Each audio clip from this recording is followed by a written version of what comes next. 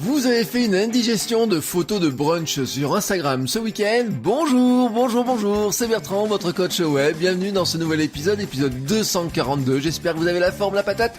Nous sommes lundi, c'est parti pour une nouvelle semaine. Nouvelle semaine de contenu pour moi, nouvelle semaine de travail pour nous tous, nouvelle semaine de podcast aussi.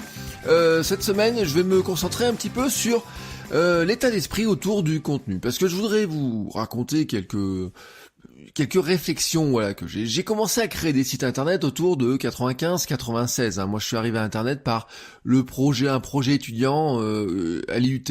Il fallait tout simplement créer le blog de l'IUT.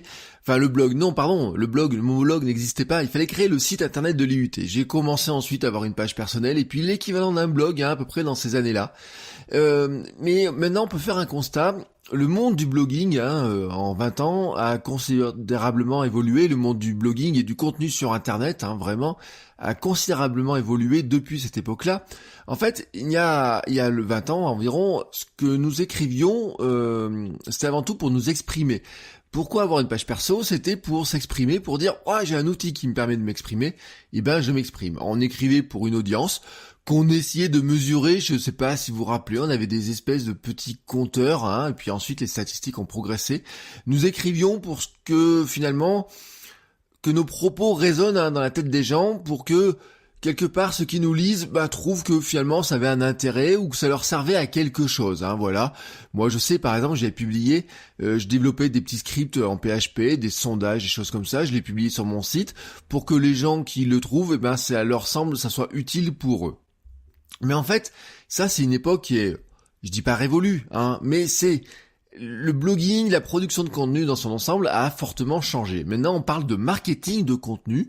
On a de l'A/B testing dans les titres, dans les formules, dans les structures de contenu. On optimise pour les moteurs de recherche, le SEO.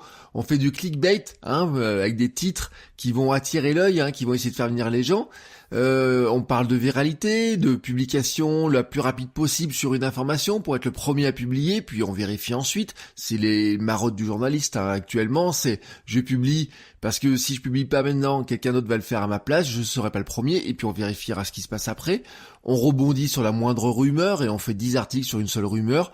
On parle aussi certains de publications à une heure précise pour être vu. Alors ça marche sur les réseaux sociaux, mais on le voit aussi désormais sur les blogs, sur le marketing de contenu. On nous dit il faut publier tel ou tel jour. Ouais, voilà, moi je vous donnerai pas mon avis dessus. Si je vous le dirais, c'est que je trouve que ça n'a aucun sens de publier sur une heure précise sur un blog, alors que de toute façon on essaye de produire du contenu evergreen, donc il y aura une durée de vie assez longue. Ça n'a aucun sens de se dire est-ce que je vais publier le lundi, le samedi ou le mardi, alors que notre volonté c'est que notre contenu soit vu pendant des mois. Et puis bien sûr, dans ces logique de production de contenu, on a tout ce qui est clash, toutes ces formules-là qui sont là pour générer de la visibilité. Alors ce n'est pas un épisode nostalgique, de toute façon c'était mieux avant. C'est un constat, Internet a profondément changé, c'est ainsi. Le web est une avancée incroyable, une encyclopédie gigantesque à laquelle nous pouvons tous participer. Chacun a la possibilité de prendre le micro, de s'exprimer, prendre le micro, le clavier, la caméra, l'appareil photo, mais chacun a la possibilité de prendre un micro, un porte-voix et de s'exprimer, et surtout de le faire sans passer par les gatekeepers qui décidaient si oui ou non notre texte méritait de passer dans leur revue. Oui, les gatekeepers, c'était ceux qui faisaient passer l'information de privé à public, ce sont les journalistes, ce sont les médias de masse, ceux qui avaient le droit de s'exprimer, parce que je vous rappelle quand même que nous vivons dans un pays où la possibilité de s'exprimer était régie par d'abord des décrets royaux et puis ensuite par des lois. Tout le monde n'avait pas le droit de s'exprimer dans un média, tout le monde ne pouvait pas créer un média. Et aujourd'hui, tout le monde peut créer un média. Alors tout le monde crée du média. Je ne suis donc pas nostalgique d'une époque c'était mieux avant, même d'une époque du début du web, qui a 20 ans. Non, c'est plutôt un épisode, je voudrais plutôt vous poser une question.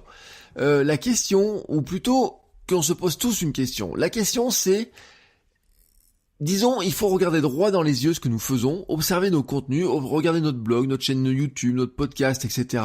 et nous poser cette question importante. Sommes-nous fiers de ce que nous créons et publions?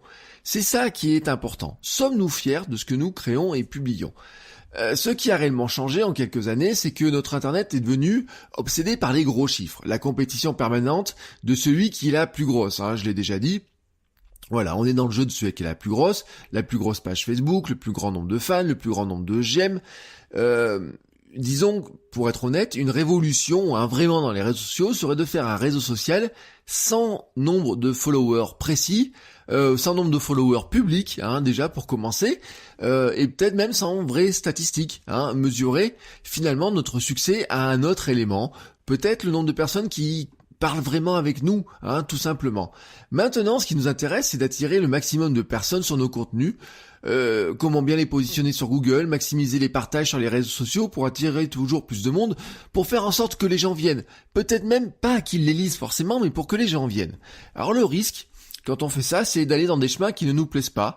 On commence à s'exprimer comme un robot pour que le robot Google nous aime. On cherche les sujets les plus populaires, même s'ils nous éloignent, il faut le dire, de ce qui nous fait vraiment vibrer au quotidien et ce dont nous aurions vraiment envie de parler. Voilà. Alors, la question, pourquoi je vous la pose ? C'est parce que, quelque part, il est temps aussi, des fois, de regarder un petit peu ce qu'on fait.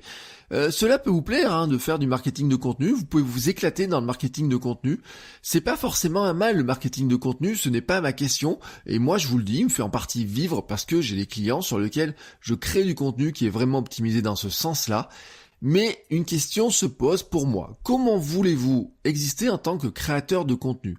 Comment voulez-vous exister quand vous faites vos contenus à vous sur votre propre plateforme avec votre marque personnelle ?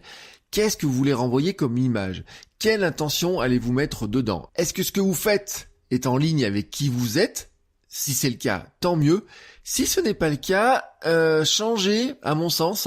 Regardez comment changer, à la fois pour durer et surtout pour être fier de ce que vous faites. Sur ce, je vous souhaite à tous une très très belle journée et je vous dis à demain pour un nouvel épisode. Ciao ciao les créateurs!